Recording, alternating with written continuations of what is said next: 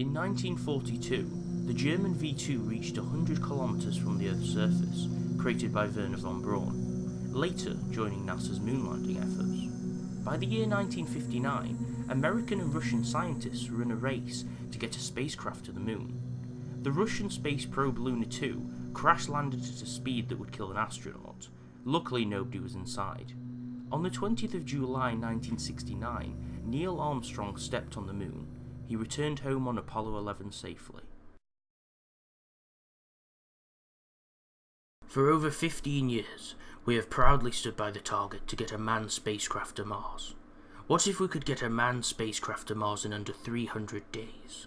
In fact, let me pose this question to you. What if we could get a manned spacecraft to Mars in under 30 days? And with that, I am proud to announce the latest in space exploration, the Orion 29. Within the month, we will have man step foot on Mars. I can guarantee that.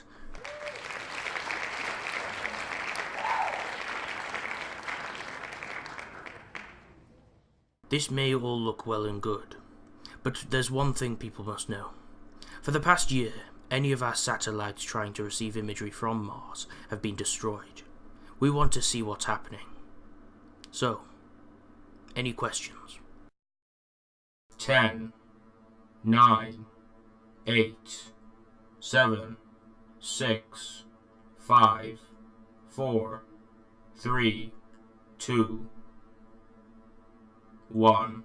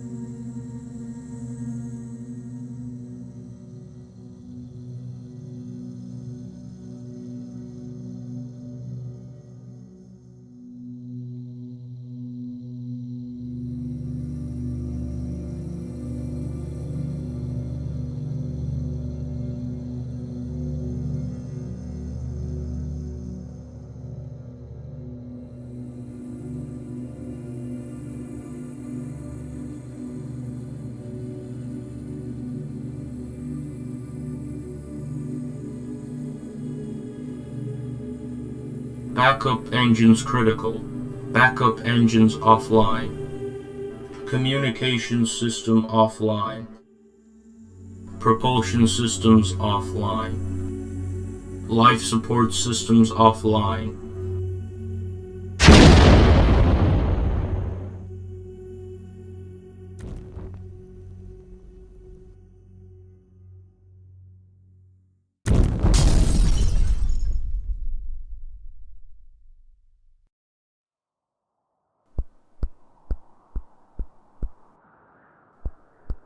Professor, are you okay?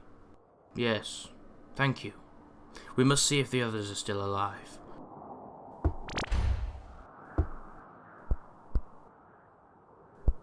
Is everyone alright? I think so. Thankfully, yes.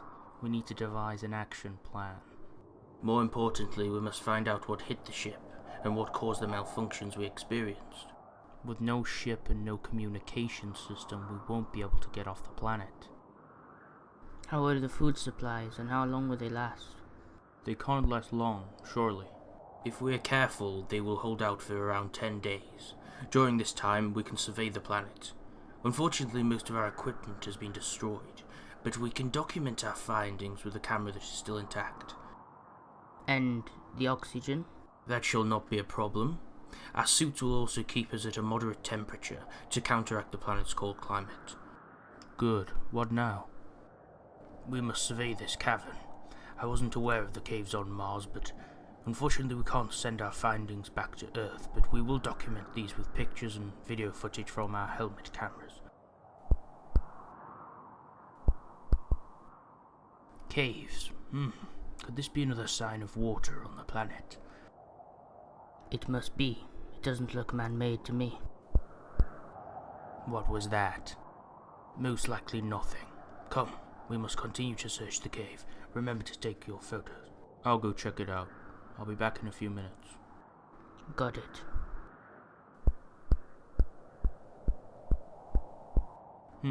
Must be nothing. Ah! That was Dutch. Something isn't right. Let's get out of this cave. I don't feel good about this. We need to check it out. Come on. Thank God we found you. Are you okay?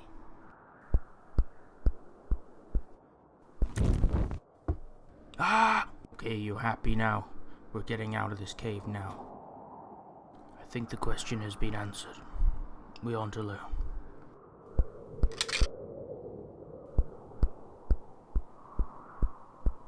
We need to get footage as evidence to bring back home of the life here.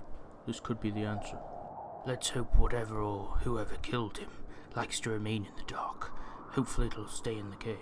Broderick! Lars, I want you to record this footage via your suit and document our findings. What now? We survive. The Orion space program, accompanied by NASA, launched their first spacecraft mission today for their Mars conquest known as the Orion 29. The ship is set to arrive on Mars within 30 days. The crew, led by scientist Professor Isaac Thorne, is comprised of astronauts James Broderick, Robert Lars, Dutch Williams, and Cassiopeia Stevens. We need to find a way to close the entrance to the cave. Lars! Professor,